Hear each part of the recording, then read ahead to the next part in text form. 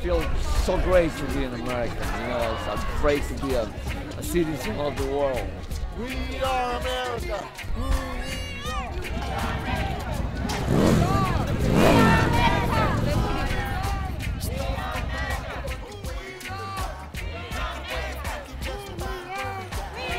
We are Americans.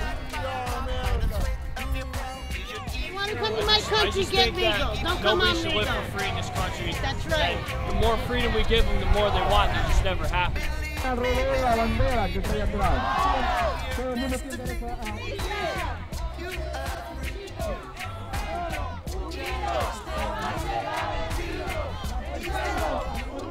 went to the mayor Maturo, and Chief Gallo.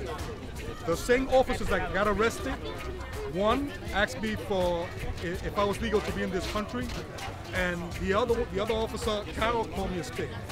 And I went and I filed that. I went to the mayor and I complained about that. He sent me to Chief Gallo, and they cover it up.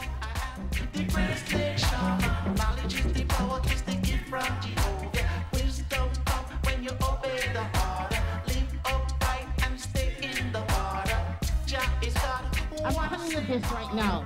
It's everybody's fight. You gotta stand firm. Don't give up the fight. I have a little history to tell you, Mexican, whatever they want to call you. Let me tell you something. This is your land. They took you from your land and pushed you further away. And then they call you Mexicans. A people without the knowledge of their past history and original culture. It's like a tree without roots. Do not pay them no mind. Because what? They don't know their history. Stand up for your rights.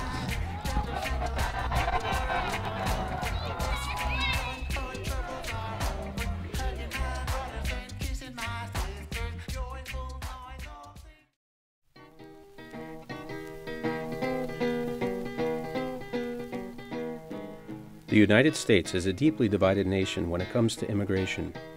With the exception of Native Americans, we are all immigrants or descendants of immigrants. Yet our attitudes towards foreigners in our midst vary widely. Immigrants that are welcomed by some of us are reviled by others. This division is not a new phenomenon.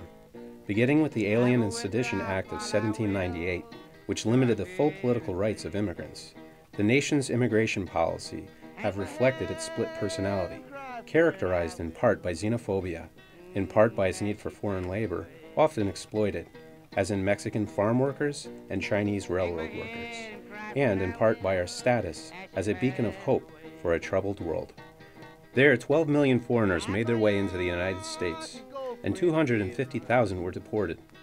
This wave of immigration in the 19th century gave rise to nativism, a movement characterized by a hatred of foreigners and Catholics, and whose lobbyists successfully pushed for the passage of the Emergency Quota Act of 1921 and the Immigration Act of 1924, severely limiting the number of immigrants allowed into this country. While new immigrants were welcomed by their relatives and in settlement houses, many faced prejudice and discrimination. The Irish who arrived here were greeted with signs, "No Irish need apply," and Italian immigrants were denigrated as WAPs, an acronym for without papers, documenting their legal status. Jews who faced anti-Semitism were denied scholarships, memberships, and many other rights and privileges. German and Japanese Americans faced discrimination and even internment in wartime. Today, not much has changed, although immigration reform is a term that is heard redundantly. A wall is being erected to keep Mexicans and other Latin Americans from crossing the Rio Grande, while agents patrol the border. Arizona and Alabama have passed laws allowing local law enforcement officials to demand immigration papers and pursue illegal aliens, laws which are being challenged by the federal government, which wants to keep immigration law enforcement under its jurisdiction. In the wake of 9/11, Muslim Americans have been the victim of anti-Islamic fervor born by fear, ignorance, and a wartime climate. And ICE, the Immigration and Customs Enforcement Agency, formerly known as INS, are not soft on implementing their policies. Their Secure Communities initiative links fingerprints to immigration status, and many are being deported for less than serious charges. Congress is, however, meeting strong resistance in favor of providing amnesty to illegal immigrants.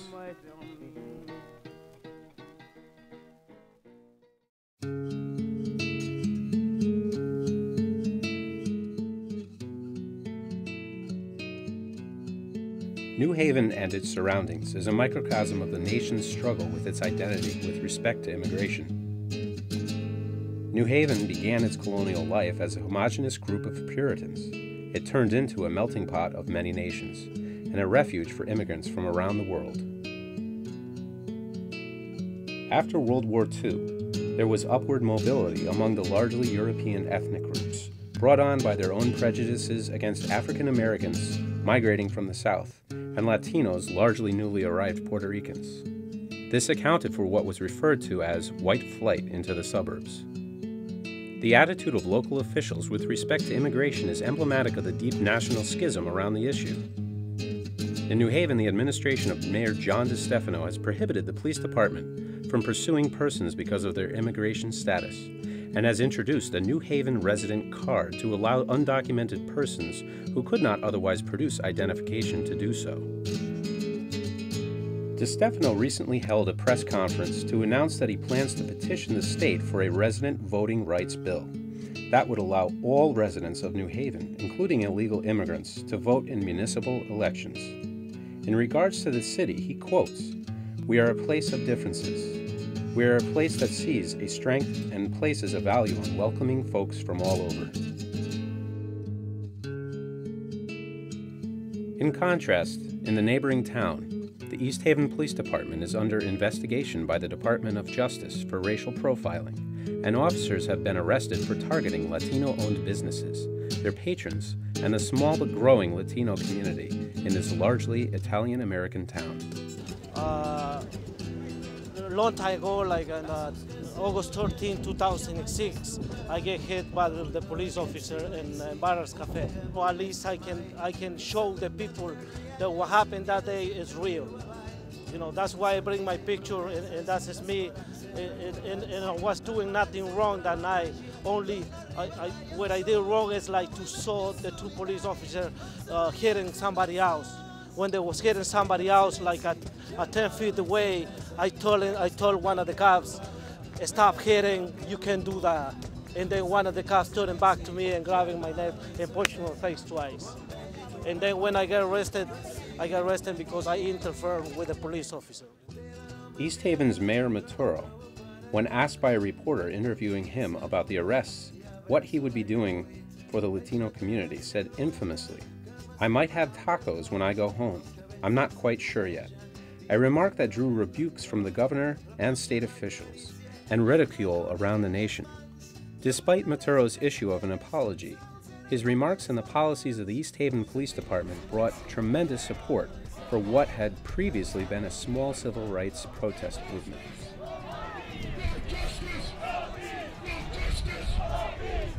Local activist and leader of Unidad Latina en Acción, John Jairo Lugo, participated in the rally to support his fellow immigrants. My name is John Jairo Lugo, and I'm from New Haven, but originally I'm from Colombia. I think the message in general is we are all immigrants. Basically, we're fighting to be recognized as productive people of this country. That's the main message, you know.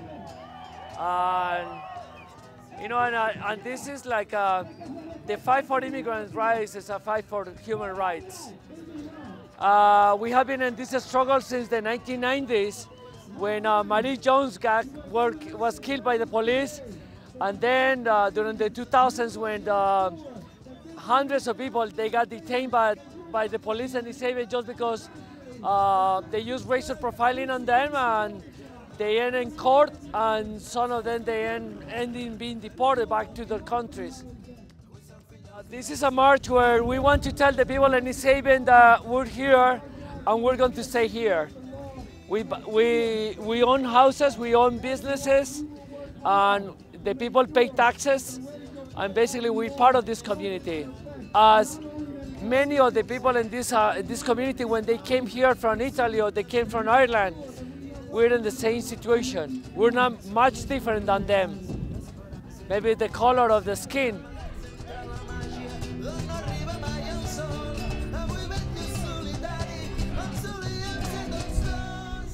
We spoke with Herman Zuniga, East Haven resident, president of Community Immigrants of East Haven. Over 600 people gathered together for one single purpose: justice and unity. Justice for what is going on with the police department in East Haven, and also the indifference from the government around town hall. You have to open your doors to progress in different cultures, and that's what the United States did. And sometimes I don't understand why things like the police of East Haven happen. I think Maduro has to go. He doesn't have a quality to be a mayor. He's not serving the community anymore. He's not defending the town of East Haven.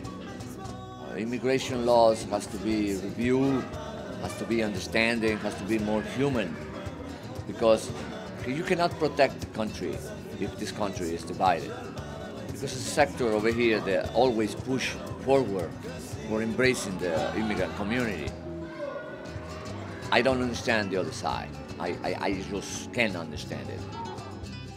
We came from somewhere else and we built this beautiful country, this beautiful republic. So now, let's think about it, how we can process this and heal also the economy. You understand that it's up there, a lot of people who pay taxes and it can never be in a voters elections. It never went to the say, I want you to be my president. I want you to be my representative. I want you to be the governor. Now, let's heal the process and embrace all these immigrant communities that are waiting for their papers to be treated equally, like the First Right Amendment says. Equally, because they're humans. They're people of the world. There are no criminals. They need a change. They need a change for the better. Let's reform the immigration law now.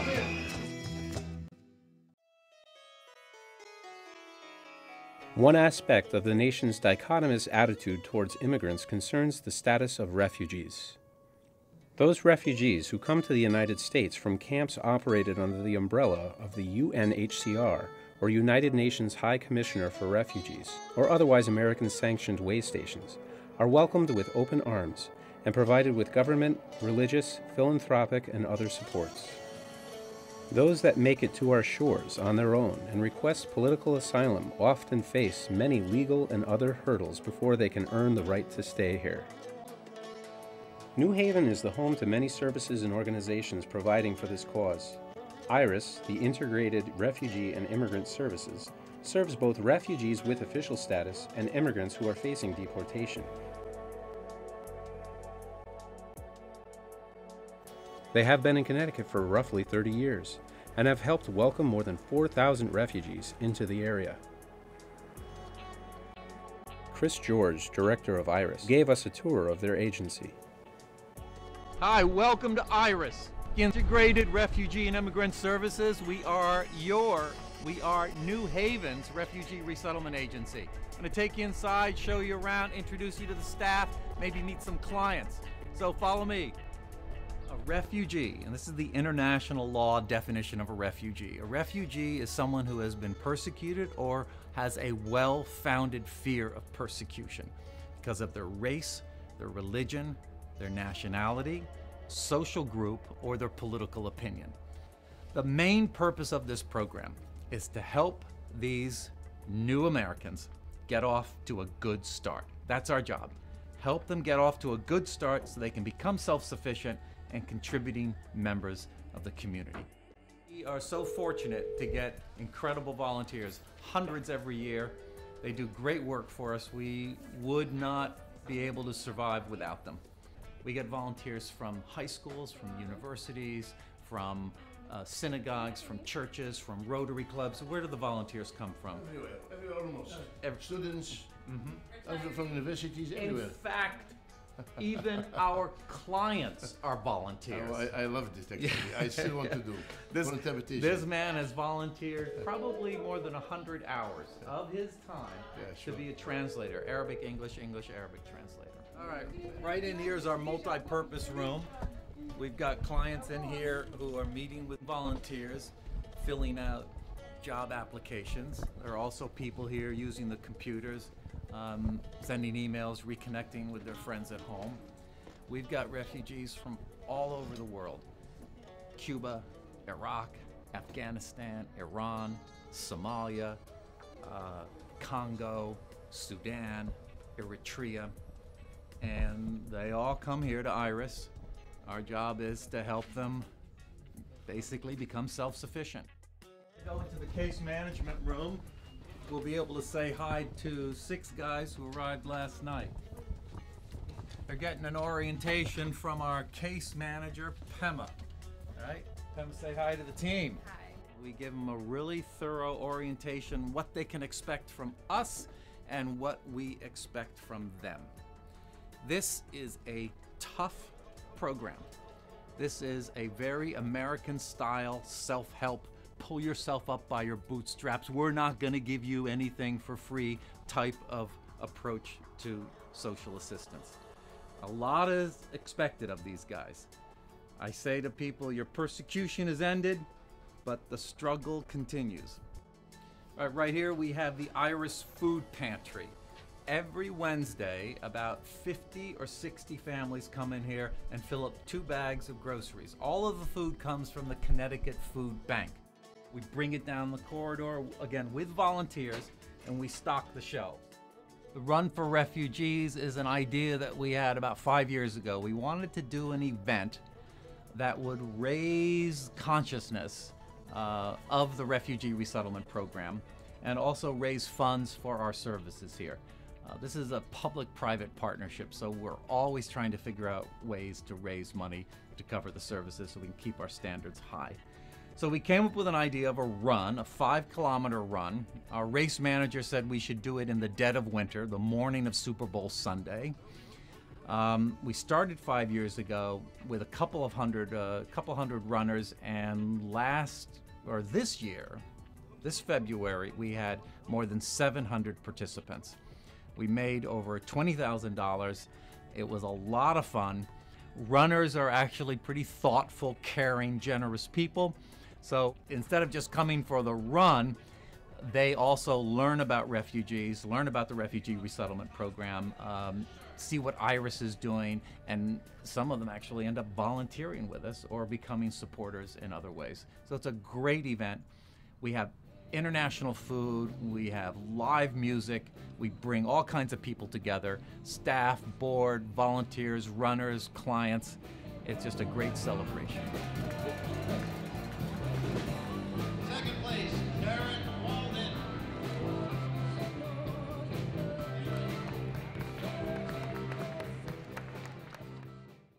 My name's Allie Menon. I serve on the board of IRIS. I've been serving with them for about 2 years. I'm an immigrant. I'm from India, and I came to the United States when I was 6. I didn't speak any English, and I was resettled in a small town in the Midwest, coming out of India. So we had our own resettlement issues. So I relate to the refugees in that respect, certainly not the persecution that they've had to face, but the language issues and just the general assimilation to a new culture, I understand. And so as soon as I walked into the IRIS office, I felt like I was home because I got it immediately and loved it from day one. I didn't used to go to IRIS like that after, but now I just go every day after school because, I love it. It's like my second family. They just want to welcome those who have been through a lot of stuff around the world. They felt lost, they felt alone. So once they get here, IRIS does his best to make them feel home, to make them have everything back, to make them happy. I want to take you to the legal department. I explained that you help with family unification, Yes. green card, What else? Naturalization and Citizenship. yeah, that's citizenship, Mm-hmm. right? But mostly those three categories. The Iris Legal Clinic provides general legal assistance for refugees and also assists immigrants facing deportation hearings who, unlike virtually all other defendants in this country, are not guaranteed legal representation under the law if they cannot afford it. Justin Fapiano, a pro bono lawyer volunteering with Iris, spoke to us about his experiences with the clinic. From the end of December till recently, I was interim legal director at Iris. Typically, the aim is to fix a client's status, to find them a way legally to remain in the United States. I know we've talked in the past about asylum, and everyone has a right who has a fear of going back to their country. They have a right to be heard on that. But if you make it here and you're out of status for a year, under the law as it is now, if you don't apply for asylum within your first year of arrival, that's a problem. Your evidentiary burden becomes higher, and the relief is not the same. Immigration laws are set by Congress and enforced by ICE and the Federal Immigration Enforcement System. And the state of Connecticut and its local police departments and state troopers and state courts, they're going to administer the laws of Connecticut for every person in Connecticut, regardless of their immigration status. New Haven does have a unique and long history as being relatively, immigrant friendly. There's been issues, and there always will be some individuals with anti-immigrant sentiments in any city. But yeah, New Haven, going back to the Amistad case, and then into the 1830s, you have Father Michael J. McGivney forming the Knights of Columbus here in New Haven, and that's its roots, and then on up to the present day, and the reputation it's had through both the Elm City resident card and initiatives at the municipal level to try to just secure the relationships between immigrant residents and the city. You've now seen a glimpse of what it takes to help immigrants go through the challenge of integration and assimilation into the United States. Yannick Morgan, raised in Saudi Arabia, is now an American citizen and a Yale law student working for one of Yale's legal clinics. He represents one person's success story to remain in the United States and is determined to serve others who have been in similar situations. My name is Yannick Morgan. I'm a third-year law student here at Yale, and I am a student director in the Immigration and Immigration Legal Services Clinic. I grew up in Saudi Arabia, and we went there because the violence had started in Sierra Leone. We came here to the United States because my sister, who's 2 years older than me, started going through puberty and developing and what have you, and she was going to have to start wearing the full abaya and veil that they wear in Saudi Arabia. And while my mother had made that choice for herself, she didn't want to impose that choice on my sister. Coming to the United States was incredible. I'd never seen my mother drive before. I mean, we lived in Florida, so I started swimming and swam competitively for 10 years, and my sister was able to do everything she wanted, and, I really feel like I was able to flourish here in a way that I wouldn't have been able to if I weren't living here.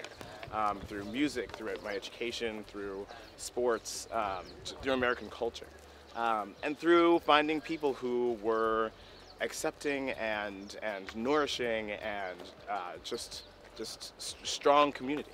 And I think all these sorts of cultural, societal things end up mattering a lot to why people come to America and why people want to stay in America. The Obama administration has been vocal about their desire for comprehensive immigration reform, as too was the Bush administration. However, under the Obama administration, we haven't really seen much movement.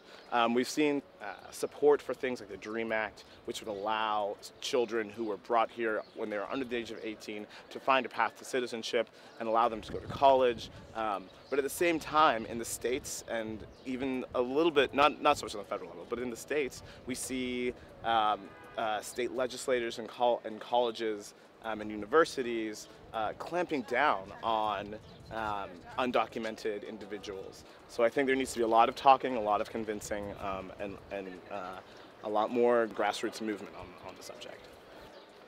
So the situation in East Haven has been worked on by a clinic here at Yale Law School.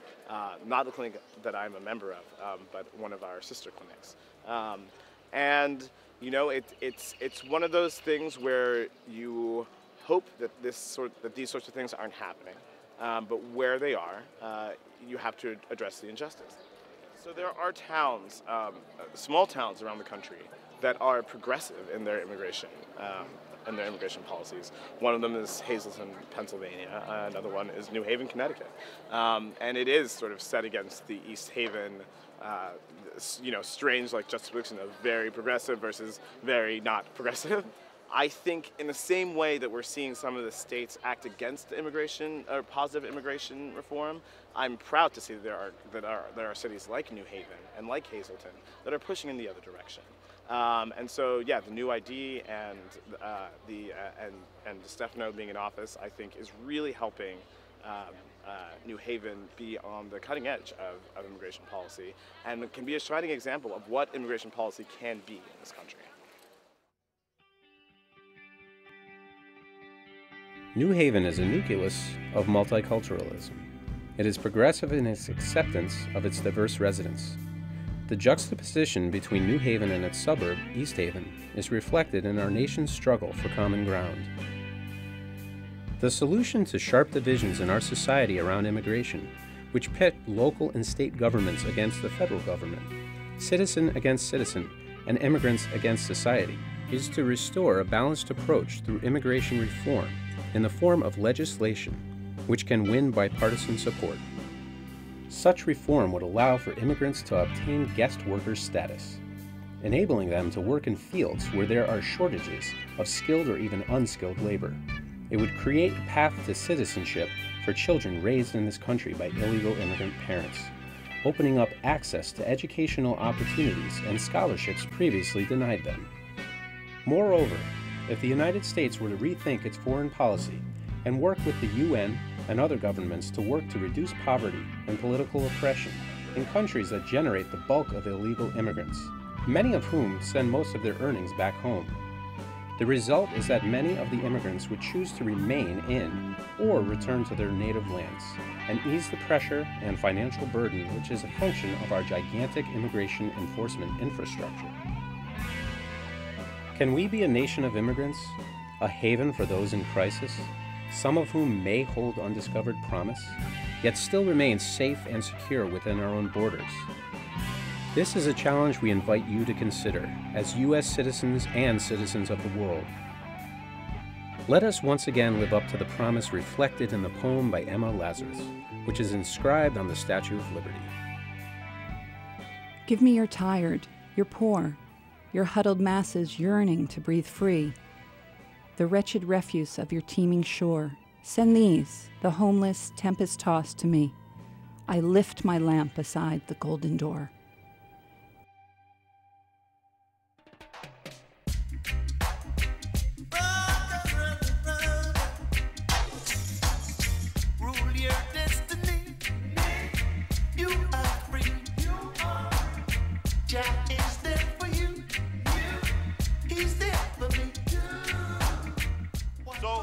They're taking our American jobs, and that's it.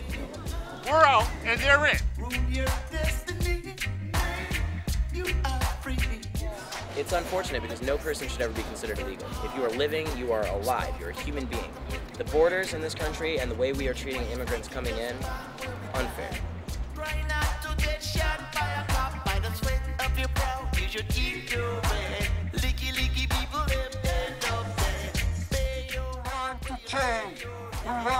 equity. We want to stop racial profiling. We want to be together because everybody is an American. Jack is there for you. He's there for me.